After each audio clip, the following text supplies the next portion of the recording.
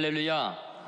주의 이름을 찬양합니다. 선포된 말씀이 여러분 각 사람에게 꼭 필요한 은혜가 될 줄로 믿습니다. 오늘 말씀의 제목은 갇히지 않는 생명의 말씀, 사명으로 길이 열린 말씀이란 두 번째 제목입니다. 사명으로 길이 열린 말씀입니다. 옆 사람과 인사하시죠. 하나님의 말씀이 가장 위대합니다. 네. 하나님의 말씀이 정말 얼마나 위대할까요? 예를 들면 우리 한국교회 역사에 정말 가장 위대한 선교사님 두 분을 찾으라면 한 명은 언더우드 선교사죠. 여러분이 알다시피 언더우드 선교사 연세대학교가 있게 하고 세브란스 병원 있게 하고 또 세문학교회가 있게 하는 정말 위대한 선교사입니다. 이분과 함께 동시대에 또 같이 사역했던 위대한 선교사가 있습니다. 이분은 사무엘 오스틴 마펫 목사님이라고 하죠. 목사님이신데 미국 북장로교회 선교사로 파송이 되었습니다. 한국 선교사로 임명되었고 1890년 1월에 여기 마포 강변에 이제 도착을 하게 됩니다. 이분이 그때 나이가 26살입니다. 지금 26살이면 애같이 느껴지지 않습니까? 그런데 그렇게 선교하러 왔습니다. 그리고 3년 동안 서울에 있다가 평양으로 가서 평양에서 널다리골 교회를 처음으로 이제 세우게 되고 후에 장대영 교회라는 그 유명한 교회를 세우게 됩니다. 이분이 사역하는 46년 동안 교회를 1000개를 개척합니다. 학교를 300개를 세웁니다. 상상 초월이죠. 이분이 1901년에 한국 최초의 신학교인 평양 장로회 신학대학교를 설립하고 초대 교장으로 취임하게 되죠. 여기서 제자로 키운 사람들이 한국 교회 정말 위대한 인물들입니다. 이름만 들어도 다 잘 아는 길선주, 이기풍, 최권능, 한석진, 주기철, 김익두, 손양원, 한경직 목사님. 여러분들이 평양 신학교의 이제 출신들이지요.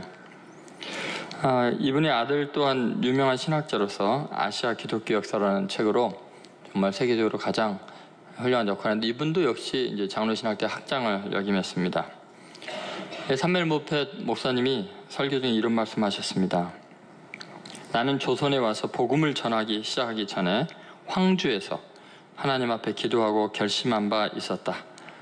나는 이 나라에서 십자가의 도 외에는 전하지 않기로 오직 하나님의 그 뜻대로 죽든지 살든지 구원의 복음을 전하기로 굳게 결심했다. 이렇게 이야기합니다. 그러니까 이분의 삶은 단순했습니다. 이 구원의 복음을 전하기 위해서 죽든지 살든지 그거에 몰두하겠다. 이렇게 이야기한 거죠. 1936년에 신사참배를 거부하는 것 때문에 결국은 이제 쫓겨나다시피 가방 2개만 들고 한국을 떠나게 됩니다. 이분의 사역이 46년간의 이 땅에 복음을 전한 사역이었고 죽는 순간에도 한국 땅에 묻혀달라는 유언을 남깁니다. 유언을 남기고 나서 70년이 지나고 2006년에 그렇게 그리된 한국으로 이제 유해가 돌아와서 이제 장로의 신학대학에 이분이 안치되어 있습니다.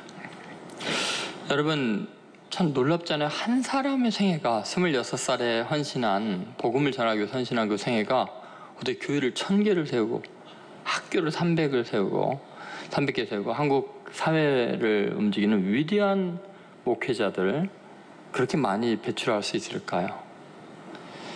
도대체 무엇을 위해서 어떻게 노력을 해서 인생의 목적이 뭐길래 이러한 일을 이룰 수 있을까요? 자, 여러분들은 하나님이 주신 지혜도 있고 물질도 있고 학력도 있고 가진 것들이 많습니다. 여러분이 지금 추구하는 그 삶의 방향대로 계속 간다면 여러분이 교회를 하나를 세울 수 있겠습니까? 학교를 하나 세울 수 있겠습니까? 하나님이 주신 은사를 통해서 여러분들이 이 땅에 어떻게 살아야 의미 있는 삶을 살 수 있을까요?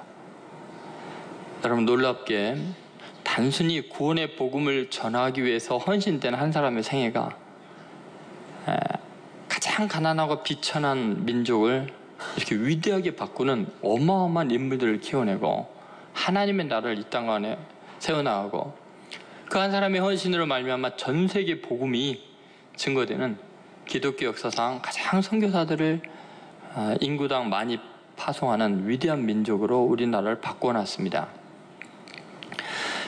여러분, 우리는 오늘 앞부분에서 지난 시간에 제사장들과 사두개인에 대한 이야기를 했습니다. 그들은 그 당시에 최고유층들이고 권력과 또 명예와 또 종교적인 명성을 가지고 있는 최고의 성취를 이룬 사람들이었습니다.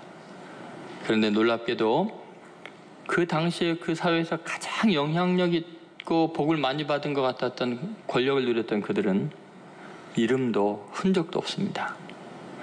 그런데 그 당시에 가장 미천했던, 그리고 그들에 의해서 핍박을 받고 감옥에 갇히고 매를 맞고 죽임을 당했던 어부들, 세리들, 그리고 버려진 죄인들이 아무것도 가진 것 없고 다 빼앗기고 죽임을 당했던 그들이 역사의 흐름을 바꿔놨습니다. 그들의 이름은 베드로, 야고보, 요한, 바울, 막달라 마리아. 역사에 그들처럼 이름을 남긴 사람들은 존재하지 않습니다. 로마 황제 중에서도 누구도 이룰 수가 없습니다. 도대체 무엇이 그들의 삶을 그렇게 위대하게 만들었을까요? 딱 한 가지입니다. 그들은 구원의 복음, 이 생명의 복음을 전하기 위해서 인생을 바친 사람들입니다. 그들의 직업과 상관없고 경제적 능력이나 또 지식의 유무와 상관없이 그들은 있는 모습 그대로 자기들이 만난 예수의 말씀과 삶을 전하는 것만으로도 그들은 역사를 바꾸는 인물이 되었죠. 얼마나 많은 사람들이 이들의 증거한 말씀 때문에 영생을 얻고 삶이 변화되고, 얼마나 많은 나라들이 개화되고 발전하고, 얼마나 놀라운 하나님의 나라가 이 땅 가운데 임했는지 모릅니다. 저는 오늘 이 말씀을 듣는 여러분과 우리 교회, 한국교회가 어디에 집중을 해야 되는지, 이 사도행전 5장을 통해서 계속해서 하나님이 주신 말씀에 귀를 기울이고 정말 하나님께 귀하게 쓰임받는 은혜를 경험하게 되기를 주의 이름으로 소원합니다. 오늘 이 값지지 않는 하나님의 말씀, 그리고 정말 철저하게 사명으로 헌신한 자들이 도대체 얼마나 위대한 삶을 살게 되는지, 하나님의 말씀 때문에 얼마나 놀라운 삶을 살게 되는지 그것을 나누려고 합니다. 첫 번째는 자유함을 주는 생명의 말씀입니다. 한번 따라해 보시기 바랍니다. 자유함을 주는 생명의 말씀. 여러분 19절부터 20절 말씀을 한번 같이 봉독하겠습니다. 19절에서 20절 말씀입니다. 주의 사자가 밤에 옥문을 열고 끌어내어 이르되 가서 성전에 서서 이 생명의 말씀을 다 백성에게 말하라 하매, 여러분 이 말씀을 잘 보면은 지금 이들은 옥에 갇힌 인생이었습니다. 여러분 우리 인생들은 누구나 다 부자유함을 경험합니다. 어떤 사람은 무지에서 부자유하고요, 어떤 사람은 가난해서 사람들이 멸시를 받고 부자유하고요, 어떤 사람은 인간관계 속에서 상처 때문에 부자유하고. 그런데 여러분, 우리가 하나님의 말씀을 만나고 나서부터 우리는 그 옥에서 놓여 자유케 하시는 놀라운 은혜를 경험합니다. 복음을 경험하면 사람이 말할 수 없는 자유함을 누리게 되죠. 그런데 여러분 놀라운 것은 우리를 자유케 하신 목적이 뭐냐? 20절에 보니까 그 목적이 뭐예요? 가서 성전에 서서 이 생명의 말씀을 다 백성에게 말하라. 여러분 하나님의 말씀을 듣고 우리는 자유케 되는데, 그 자유케 되는 목적이 또 하나님의 말씀을 전파하기 위해서입니다. 하나님의 말씀은 우리에게 자유를 줍니다. 그리고 그 자유를 준 목적이 뭐였는가 했더니 하나님의 말씀을 전파하기 위해서입니다. 여러분 하나님의 말씀 때문에 살고 하나님의 말씀을 위해서 자유한 사람은 어떤 것에도 얽매이지 않도록 하나님이 자유함을 주시는 줄로 믿습니다. 여러분 진리의 말씀을 우리가 인생의 가장 중요한 가치로 여기면요, 우리는 참으로 자유해집니다. 예수님께서 뭐라 그러셨어요? 진리를 알지니 진리가 너희를 자유케 하리라. 여러분 진리의 말씀 때문에 이 참된 자유함을 경험해보지 못한 사람은요, 늘 세상에 갇혀 있습니다. 사람의 눈치 보는 일하고, 돈 때문에 사람의 노예가 되고, 무지에서 이용당하고 또 갇혀 있게 되고, 또 여러 가지 정욕 때문에 인생을 다 낭비하고 허망한 곳에 인생을 다 쏟아버리게 되죠. 그러나 여러분, 우리는 진리의 말씀을 경험한 순간 그 말씀이 우리를 풀어 자유케 하는 것을 경험합니다. 그리고 더 놀라운 것은 그 자유함을 통해서 진리의 말씀을 또 전할 수 있는 놀라운 사명도 받게 되죠. 그렇다면 생각해보세요. 이 말씀 때문에 사실은 이들이 갇혀 있었거든요. 근데 이들은 이 말씀을 전파하기 위해서 또 풀려납니다. 말씀 때문에 자유함을 얻죠. 근데 이 말씀을 전하다 또 붙잡혀갑니다. 근데 결국은요, 우리가 생각하는 것은 감옥에 있느냐 감옥 밖에 있느냐가 우리의 소원일 수도 있잖아요. 어떻게든지 풀어지는 것이 자유라고 생각을 하잖아요. 그런데 하나님의 말씀을 전하는 것이 인생의 목적이 되면요, 사명이 되면 감옥 안에 있으나 감옥 밖에 있으나 그게 별반 중요하지가 않습니다. 부자로 떵떵거리고 살아도, 가난하고 비굴하게 살아도, 그래서 그 자리에서 복음의 말씀을 전할 수 있으면 이미 그 사람은 참 자유해져 있습니다. 왜냐하면 사도들 전 감옥에 말씀 때문에 갇혔다가 풀어지는데 또 붙잡혀 가거든요. 말씀 때문에. 그러면 여기 변치 아니한 것은 하나님의 말씀을 증거하는 것밖에 없습니다. 여러분, 사도 바울도 이런 자유함이 있었습니다. 지금 내가 어떤 대우를 받느냐, 어떤 인간관계 속에 있느냐가 결정적으로 중요한 게 아닙니다. 내가 하나님의 말씀을 그 자리에서 전할 수 있느냐의 문제라는 거죠. 에베소서 6장 19절부터 20절에 보면 사도 바울이 감옥에 갇혀서 간절한 소원을 한 가지 이야기합니다. 날 위해 기도해달라고 같이 읽겠습니다.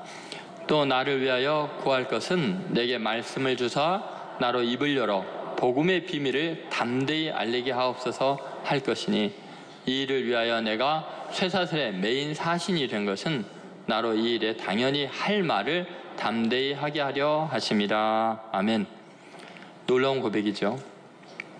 여러분이 친척이나 가까이 아는 지인들이 감옥에 갇히면요, 제일 집중해서 노력하는 소원이 뭐예요? 기도 제목이 뭐예요? 감옥에 나오게 달라는 거죠. 그렇죠? 근데 사도 바울은 감옥에 갇혀 있으면서 자기의 소원을 그걸로 아뢰지는 않습니다. 놀랍게도 내게 말씀을 주사 나로 입을 벌려 복음의 비밀을 담대히 알리게 하옵소서. 여러분, 지금 인생의 목적이, 최고의 가치가 이 하나님의 말씀을 전파하는 것에 있는 사람은요, 감옥에 있으나 밖에 있으나 그게 중요하지 않은 거예요. 완전히 자유해집니다. 사람들이 자신을 어떻게 대우하느냐가 결코 자신의 미래를 결정하는 요인이 될 수가 없습니다. 내가 어떤 삶의 형편에 있느냐, 경제적인 부여와 또는 경제적인 궁핍 속에 있느냐, 이것도 중요하지 않아요. 예를 들면 여러분 한번 생각해보세요. 우리는 생사를 초월한 자유함이 하나님의 진리의 말씀 속에서만 가능하다는 것을 꼭 명심해야 합니다. 하나님의 말씀에 인생을 안 거는 사람은요, 반드시 세상의 어떤 것에, 특별히 목숨에 노예가 되게 되어 있습니다. 여러분, 사도 바울이 이 진리의 말씀을 전파하고 이 말씀을 읽었던 로마서 읽었던 마틴 루터는 이 진리의 말씀 안에서 완전한 자유함을 누리는 놀라운 결단을 하고 세계 역사의 흐름을 바꾸는 위대한 일을 감행하게 되죠. 마틴 루터가 찰스 5세 앞에 섰습니다. 찰스 5세가 눈을 부라리면서 루터에게 호령을 내렸습니다. 너가 쓴 모든 책을 내 손으로 불살라라. 그렇지 않으면 너를 불살을 것이다. 너가 감히 교황을 모욕하고 그렇게 무례하게 할 수 있느냐? 도저히 용서할 수가 없다. 너가 불살라질 거냐? 너의 주장을 철회하고 그 책들을 불살을 것이냐? 루터가 두려움에 아무 말도 못하고 있다가 하루만 더 기도하고 생각할 기회를 주십시오. 그러면 내일 와서 너 입장을 분명히 해라. 루터가 집에 와서 간절히 기도합니다. 밤새 하나님의 뜻을 찾습니다. 그리고는 확신을 얻었습니다. 내 주는 강한 성이요 방패와 병기 되시니 모든 환난에서 건지시리로다. 시를 짓고 곡을 붙여서 찬양을 하면서 그리고 찰스 5세 앞에 섰습니다.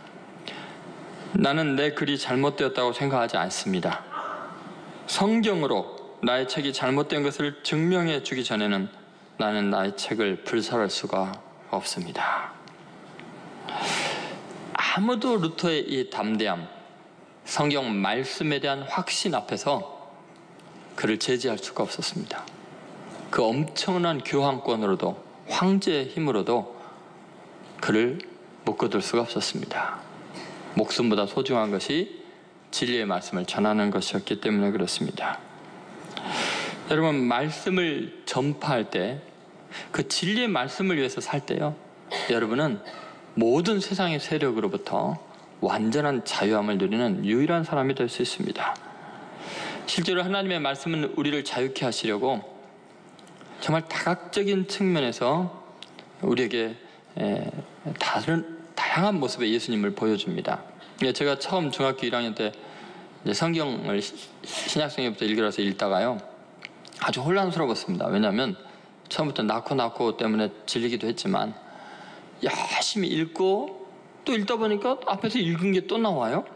이상하다, 나 분명히 읽은 것 같은데 페이지를 잘못 넘겼나. 그리고 또 열심히 읽었는데 또 나와요. 비슷한 사건들이 나와요. 열심히 또 그래도 읽었어요. 페이지는 분명히 넘어가고 있는데 이야기가 비슷해요. 또 읽었더니 또 나와요. 그래서 성경책 이상한 책이다 이렇게 생각을 처음에 중학교 때 했죠. 지금 생각해보니까 이게 마태, 마가, 누가, 요한복음이에요. 그래서 제가 신학생이 되어서 정말 궁금한 게, 왜 예수님에 대한 생애를 이야기하면서 비슷한 이야기들을 이렇게 반복해서 4번에 걸쳐서 했을까. 그리고 연구를 해보니까 정말 어마어마한 그 비밀들이 그 안에 있는 거예요. 하나님은 인류의 모든 사람들을 구원하기 원하셔서 예수님에 대한 묘사를, 정말 그 예수님에 대한 이야기를 사람이 될 수 있으면 이해하고 들을 수 있도록 다양한 측면에서 예수님을 예수님의 모습이 굉장히 다양한 거예요. 그러니까 예를 들어서 여러분, 만약에 이슬람 사람들에게 예수님을 전하려고 하면요, 그들이 우리 개신교 이야기를 듣겠어요?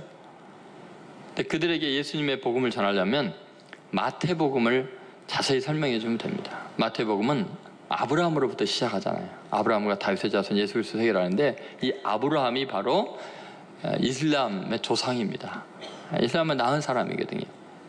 더 놀라운 것은 이슬람교 교리는 코란 중에는 모세 5경, 창세기부터 신명기까지 그것이 정경으로 되어 있습니다. 그런데 마태복음은 놀랍게도 모세 5경을 모델로 만들어 놓고 거기에 대한 대응을 자세하게 해놓은 것이 굉장히 신학적으로 잘 정리가 되어 있습니다. 굉장히 깊이가 있습니다. 그런가 하면은 천주교인들은 대부분 어렸을 때부터 마리아에 대한 이야기를 너무너무 많이 듣습니다. 그러다 보니까 예수님에 대한 생각보다 마리아에 대한 것에 젖어 있게 되죠. 근데 그들에게 복음을 전하고 예수님을 깊이 만나게 하려면 누가복음서를 읽게 하면 됩니다. 누가복음은 처음부터 예수님의 어머니 마리아에 대한 것이 자세히 나와 있죠. 마리아에 대한 이야기를 읽어나가면서 예수님을 만나면 예수 그리스도가 나의 구주인 것을 인격적으로 만나게 되는 놀라운 은혜가 있죠. 생각해보면 철학적인 종교인 인도의 종교들, 불교 이런 것들을 보면요, 굉장히 깊은 사색과 개념들이 많이 나옵니다. 종교라기보다 철학에 가깝습니다. 근데 그들이 예수님을 만나려면요, 여러분 생각해보세요. 마태복음이나 누가복음에 나오는 장황한 족보를 읽으면요, 그들은 너무 세속적이라고 생각하고 육체적이라고 생각해서 관심이 없습니다. 그런데 요한복음을 딱 보여주면요, 기가 막힐 일이에요. 너무나 깊이 있는 철학이 나오고 엄청난 깊은 이야기들이 나오기 때문에 그들이 예수님을 만날 수 있죠. 그런가 하면요, 배우지도 못하고 이해력도 부족한 평범한 또 어려운 사람들이 예수님을 만나려면요, 요한복음부터 읽으면 뭔 말인지 모르고요, 누가복음 읽다가는 주눅이 들고요. 마태복음도 마찬가지고. 마가복음서를 읽으면요, 마가복음서 일단 짧습니다. 제 설교와 다르게. 엄청 짧을 뿐만 아니라 앞에 족보도 없고요. 예수님이 기적 일으킨 거, 간단하게 말씀하신 거, 고난당하시고 우리를 위해서 용서하시고 사랑하신다는 이야기로 아주 쉽게 써져 있습니다. 그러니까 여러분, 마가복음서 읽으면 누구나 다 예수님의 사랑을 경험하게 되죠. 여러분 한번 생각해 보세요. 똑같은 예수님 이야기인데 이 하나님의 말씀이 얼마나 자유로운지, 한 사람이 다 구원하려고 그렇게 다각적인 접근을 하고 있다는 걸 알 수 있어요. 우리가 구원받기를 하나님은 그렇게 원하셔요. 하나님의 말씀이 전파되기를 원하세요. 사도 바울은 이 복음의 말씀을 전하기 위해서 내가 유대인처럼 유대인에게는 되고, 헬라인은 헬라인처럼 되고, 종에게는 종처럼, 자유인에게는 자유인처럼 된다 그랬어요. 여러분, 하나님의 복음의 말씀이 사람을 이렇게 자유케 하고 폭이 넓게 하고요, 모든 것을 통합하게 하는 거예요.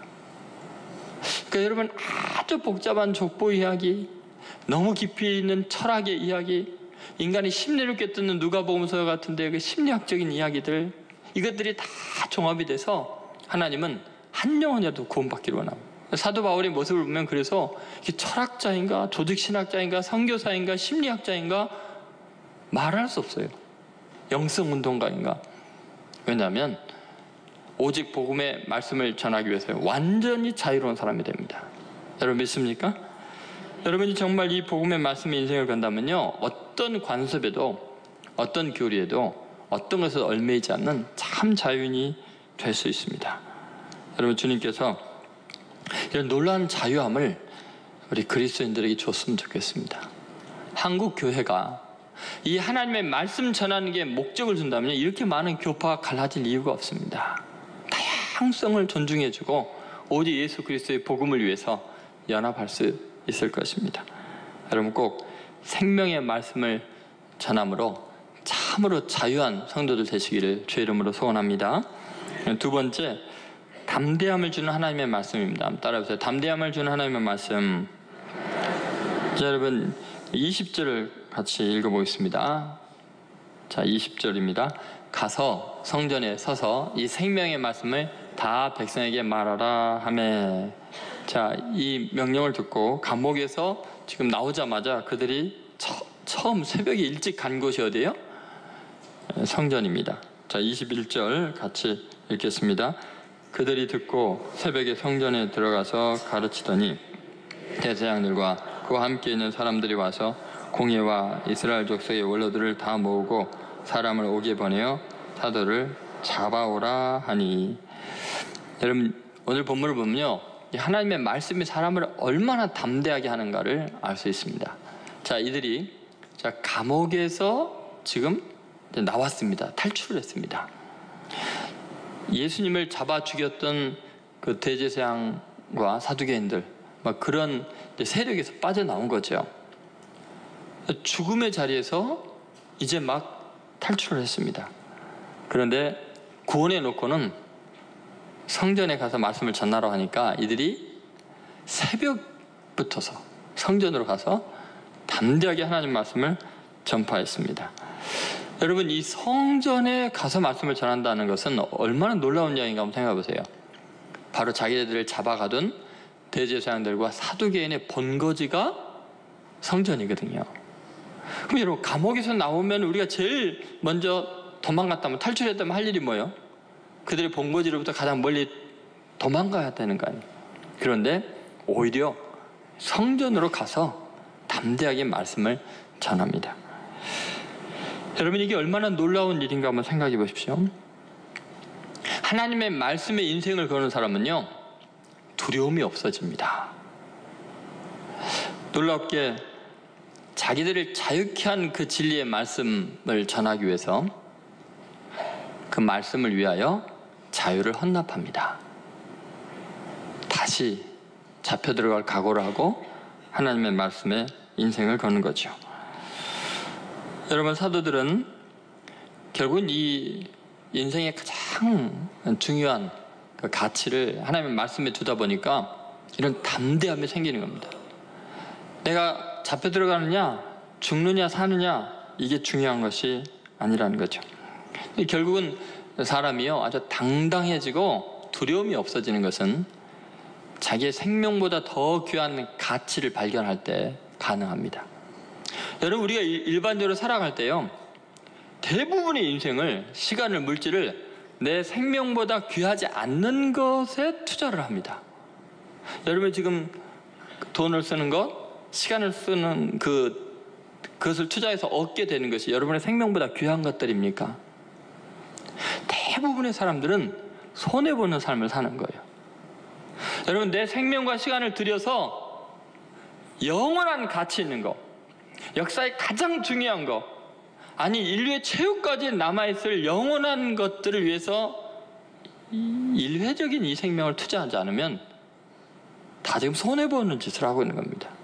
사도들은요 왜 목숨을 아끼지 않고 다시 체포될 줄 알면서도 그 대제사장들 소굴 속에 들어가서 다시 복음을 전하는 걸까요? 그들은요 이 생명의 말씀이 영원한 진리인 걸 안 거예요. 여러분, 분명히 하늘과 땅은 다 없어져도 하나님의 말씀은 쇠색처럼 1.1억도 없어지지 않는다는 주님의 말씀을 믿은 거예요. 역사는 결국은 이 말씀대로 움직여질 것을 확신하고 있었던 거예요. 자기 생명보다 하나님의 말씀이 훨씬 소중한 것을 알았기 때문에 생명을 아낌없이 내주며 두려움 없이 가치 있는 것을 위해서 죽을 각오를 하는 것입니다. 여러분, 이 진리를 깨달은 사람은요 정말 담대하게 세상 사람들이 뭐라 그러든 자신의 길을 갈 수 있습니다. 로버트 알링턴이라는 사람인데요 엄청난 부자인데요 수전노로 구두쇠로 유명합니다. 자기 자신을 위해서는 돈을 한 푼 안 쓰는 거예요. 너무 구차하고 가난하고 초라하게 삽니다. 근데 엄청난 부자인데 그런 거예요. 이분의 특징은 해외에 복음을 전파하고 하나님의 말씀을 전하기 위해서는 돈을 하나도 안 아낍니다. 근데 너무나 구두쇠로 사는 거예요. 그리고 선교를 위해서 다 헌신하는 거죠. 그가 죽은 다음에 선교사들과 나눈 편지에 보니까 이런 내용이 발견됐어요.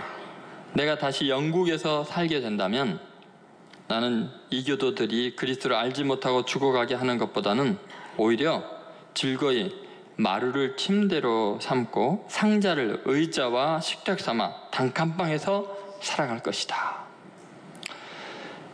그는요 영국 국민으로서 부자로서 편하게 살 수 있는데 한 명이라도 복음을 못 전하는 사람들이 복음 듣게 하려고 콩고에 가서 그렇게 비참한 모습으로 일생 동안을 전략하면서 살았던 거예요.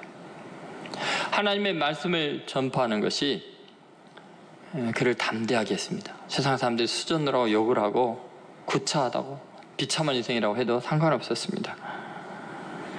자신을 구원한 그 생명의 복음을 전파해서 또 다른 누군가를 구원하기 위해서 인생의 모든 것을 집중하기 때문에 부끄러울 것도 없고요 괴로울 것도 없었습니다. 그것이 행복이었습니다. 여러분, 하나님의 말씀이 여러분을 참으로 자유케 하고 여러분을 구원했다는 사실을 믿습니까? 하나님의 말씀 때문에 우리는 가난해서 이만큼 부유해졌고요 초라한 나라가 이렇게 강대국이 되었고요 하나님의 말씀 때문에 그나마 우리 민족이 이 정도로 유지하고 사는 걸 여러분 믿습니까? 그렇다면 이제 그 말씀을 전하기 위해서 하나님이 주신 행복과 건강과 물질과 시간과 인생을 아낌없이 반납할 용기가 있어야 합니다. 그렇지 않고 하나님의 말씀을 무시하고 상관치 아니하고 계속 받은 복만 누리면서 산다는 것은 그것은 양심상 있을 수 없는 일입니다. 여러분, 꼭 여러분의 생명보다 더 귀한 일에 헌신하는 감격을 맛보며 사셔야 합니다.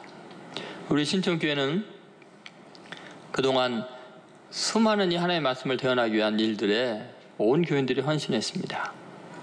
1년에 한 번 해외 단기 선교를 가는데 정말 쉼없이 복음만을 전했습니다. 농어촌 선교 가서 우리 교우들이 집집마다 돌아다니며 돌아가시기 직전에 할아버지 할머니들에게 따뜻한 사랑과 복음을 개인적으로 다 전하고요. 군대에 가서 그 봄과 가을에 이제 다음 주 토요일도 갑니다만 군 장병들 모아놓고요. 우리 성도들이 헌금한 것으로 풍족하게 그들을 먹이면서 그들에게 온갖 흥미롭고 감동적인 문화 행사를 하면서 말씀을 전하고 예수님을 영접시켰습니다. 문화 공연을 통해서 이 지역에 있는 많은 사람들을 초청해서 복음을 전했습니다. 끊임없이 복음을 위해서 헌신했고 많은 성도들은 직접 몸으로 동참하기도 하고 헌금으로 동참해서 풍족하게 이 일들을 감당했습니다. 만약에 여러분들이 직접적이건 간접적이건 하나님이 주신 물질과 하나님이 주신 생명과 하나님이 주신 시간을 가지고 하나님의 말씀을 전하는데 헌신되는 경험이 없다면 자 생각해보세요. 여러분이 이제 하나님 앞에 서는 그날, 이 땅을 떠나서 영원한 세계에 가는 그날 하나님과 무슨 이야기를 나눌래요? 너 뭐 하다 왔니? 잘 먹고 잘 살고 유명해져서 떵떵거리다 왔습니다. 그럴래요? 하나님과 공통된 대화가 없을까? 하나님의 나라와 하나님의 영광을 위해서 하나님이 우리를 남겨주셨는데 복음이 나를 자유케 하고 복음이 나를 위대하게 했는데 아무것도 복음을 위해서 헌신하지 못했다면 무슨 의미가 있겠어요? 주님 앞에 결단하세요. 내가 죽기 전에 해외 선교 한번 갔다 오겠습니다. 농어촌 선교 갔다 오겠습니다. 군 선교라도 가겠습니다. 아니면 물질로라도 선교를 위해서 다 쏟아붓겠습니다. 그래야 사람이 담대합니다. 물질은 노예 안 되고요. 세상 쾌락의 노예가 될 시간도 없고요. 여러분 부디 복음의 말씀 때문에 담대한 성도들 되시기를 주의 이름으로 소원합니다. 세 번째, 사명을 이루게 하는 하나님의 말씀입니다. 한번 따라해보세요. 사명을 이루게 하는 하나님의 말씀. 여러분 이 사역을 극복하고 사명에 집중해야만 생명의 말씀이 백성들에게 전파될 수 있습니다. 만약에 사도들이요 지금 감옥에서 탈출해서 안 잡히기 위해서 그리고 이제 남은 여생 좀 고통 없이 고문 안 당하고 편하게 살기 위해서 멀리 도망갔다면 무슨 일이 있을까요? 여러분 한번 21절을 보시죠. 자 같이 한번 21절 읽겠습니다. 그들이 듣고 새벽에 성전에 대제사장들과 그와 함께 있는 사람들이 와서 공회와 이스라엘 족속의 원로들을 다 모으고 사람을 옥에 보내어 사도들을 잡아오라 하니, 여러분 지금 하나님의 사자가 이들을 이제 기적처럼 탈출을 시켰죠. 그리고 이제 대제사장들과 사두개인들은 감옥에 있는 줄 알고 사람을 보내서 잡아와라 그랬어요. 가봤더니 옥절도 있고 문도 닫혀 있는데 아무도 없는 거예요. 그래서 잡으러 갔는데 아무도 없습니다 하니까 이제 큰일 난 거죠. 그런데 이들은 오히려 굉장히 좋아할 수 있습니다. 왜냐하면 이 대제사장들과 사두개인들이 지금 공회를 다 모아갖고 백성의 장로들과 또 백성의 대표들 다 모아놓고 이제 신문을 하려고 그러는데 이들이 도망가 버린 거 아니에요. 그들이 진리를 외친다면 진리를 입증하면 되는 거지 왜 도망가겠어요? 그들이 정말 살아계신 하나님을 만나고 예수가 자신들의 구주이고 부활한 게 확실하다면 이들이 도망갈 리가 없어야 되잖아요. 그런데 다 도망간 거예요. 그러니까 아마 그 모임에서 그랬을 거예요. 봐라, 예수 믿는 것들 다 거짓말하는 거고 사기치고 겁쟁이들이다. 그리고 이거 어떻게 처리할지 이제 나중에 한번 봅시다 하고 다 해산을 시켰어요. 그런데 어떤 사람들이 와서 깜짝 놀라서 하는 말이 그들이 도망간 게 아니던데요. 성전에서 목숨을 걸고 복음을 전하고 있습니다. 그 소식을 들으면요 간담이 서늘해지는 겁니다. 너무나 큰 충격을 받습니다. 그 내용이 23절부터 25절에 있습니다. 23절부터 25절 같이 한번 읽어보도록 하겠습니다. 이때 우리가 보니 옥은 든든하게 잠기고 지키는 사람들이 문에 서 있으되 문을 열고 본즉 그 안에는 한 사람도 없더이다 하니, 성전 맡은 자와 제사장들이 이 말을 듣고 의혹하여 일이 어찌 될까 하더니 사람이 와서 알리되 보소서 옥에 가두었던 사람들이 성전에 있어서 백성을 가르치더이다 하니, 완전 반전이죠. 여러분 지금 이 사도들은요 이게 지금 사명이 아니면, 하나님이 주신 소명이 아니면 이 불가능한 지금 반응을 하고 있었던 거예요. 목숨이 달린 일을 알면서도 성전에서 복음을 전하는 걸, 이 소식을 듣고요, 이 대제사장들과 사도, 많은 장로들, 이런 사람들이 충격을 받습니다. 이들이 목숨을 아끼지 아니하고 복음을 전한다면은 이건 지금 사람에게서는 날 수가 없는 일인데, 이건 진리이기 때문이고 하나님의 말씀이기 때문이 아닐까 하는 의혹이 생기는 거예요. 자신들의 확신이 무너지기 시작하는 거죠. 그때 결정적인 이야기를 하는 사람이 있습니다. 그게 뭐냐면, 이스라엘 중에서 가장 존경받는 최고의 학자이고 바리새인이고 위대한 스승이었던 가말리엘이 그 모든 상황을 딱 보더니 눈치가 빠른 거예요. 굉장히 똑똑한 사람이니까. 그 상황을 이렇게 해석을 합니다. 34절, 35절 같이 읽겠습니다. 34절입니다. 바리새인 가말리엘은 율법 교사로 모든 백성에게 존경을 받는 자라. 공회 중에서 일어나 명하여 사도들을 잠깐 밖에 나가게 하고 말하되, 이스라엘 사람들아, 너희가 이 사람들에 대하여 어떻게 하려는지 조심하라. 그러죠. 함부로 할 만한 사람이 아니라는 거예요. 목숨을 걸고 사명으로 이 일을 하는 게 느껴지니까 그런 거죠. 만약에 이들이 도망갔으면 다 잡아들이라고 해가지고 다 그냥 아무 문제 없이 제거할 수 있었는데 그러지 않은 거예요. 여러분, 결론은 어떻게 내리냐면요, 39절에 보니까 가말리엘이 엄청난 이야기를 합니다. 자, 같이 읽겠습니다. 만일 하나님께로부터 났으면 너희가 그들을 무너뜨릴 수 없겠고 도리어 하나님을 대적하는 자가 될까 하노라 하니. 여러분, 사명으로 일하는 사람은요, 하나님께로부터 났기 때문에 목숨이 두렵지 않은 거예요. 그런 사람을 대적하게 되면 하나님을 대적하는 게 되는 거죠. 그러니까 이 가말리엘이 이걸 안 거예요. 그래서 그들을 함부로 하지 말아라. 너가 도리어 하나님을 대적하는 자가 될까 한다.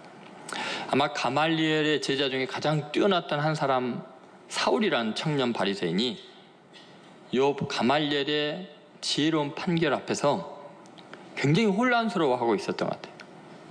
그때는 아마 선생님의 말씀이 얼마나 깊이 있고 중요한 말씀인지 몰랐겠지만, 그래서 예수 믿는 사람을 계속 잡으러 다니고 수레만 돌로 쳐 죽였지만, 결국 다메섹 도상에서 예수님을 만나는 순간 선생님의 말씀이 깨달아지니까요, 도리어 내가 하나님을 대적했구나, 예수를 핍박했구나.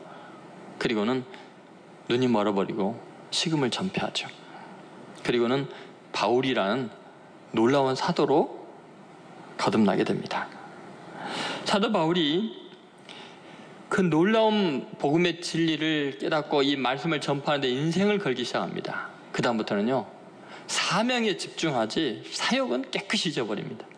나를 어떻게 대우했느냐, 내가 어떤 입장이냐는 아무 상관이 없습니다. 사명에 완전 집중을 하는데, 빌립보서 1장 18절에 이런 말씀이 있습니다. 같이 읽겠습니다. 그러면 무엇이냐, 거칠을 하나 참으로 하나 무슨 방도로 하든지 전파되는 것은 그리스도니 이로써 나는 기뻐하고 또한 기뻐하리라. 사도 바울의 인생의 궁극적인 기쁨은 하나님의 복음이 전파되는 거예요. 나를 해롭게 하든 나를 즐겁게 하든 그게 중요한 게 아니라 하나님의 말씀이 전파되면 나는 그걸로 행복하다. 사명으로 행동하는 사람들은 사역에 대해서는 완전히 자유로운 놀라운 결단을 할 수 있고 그렇게 행동하게 되는 거죠. 이탈리아의 작가 지오반니 파피니라는 사람이 있습니다. 이 사람은 무신론자예요. 생이 꼭 무신론자 생겼죠.